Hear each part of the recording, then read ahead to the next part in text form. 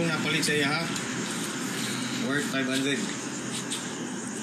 Arestado ang isang individual na drug suspect sa isinagawang buy-bust operation ng mga operatiba ng City Drug Enforcement Unit sa Upper Carmen, Cagayan de Oro City nito lamang ika-22 ng Oktubre taong kasalukuyan. Unit, diri sa Cagayan de Oro City Police Office, kubangan sa mga witness ni Kalawad Vidal sa Barangay Carmen. Kinilala ni Police Major Aldrin Baculio, Chief City Drug Enforcement Unit, Cagayan de Oro City Police Office, ang suspect na si alias Magid, 29 anyos, may asawa at 2 anak at residente ng Marawi City at kinilalang isang newly identified drug personality. Kanunay gid ang Cagayan de Oro City Police Office no.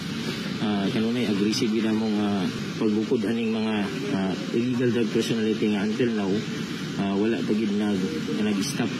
So amo lang gihangyo ang tanan no, labi na pud sa mga katawhan na sila mga knowledge about kung kinsa tong mga nagpahuyot sa mga illegal drugs nga unta cooperate sa mga matag sila information para ato kining makulang-kulangan yung mga drug personality nga still padayon gyapon ani nga mga bisyo diri sa Cagayan de Oro City.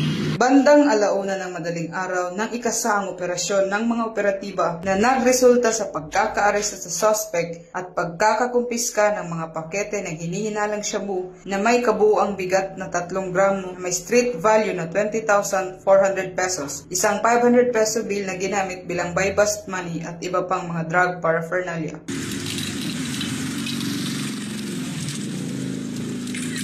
Likod, right.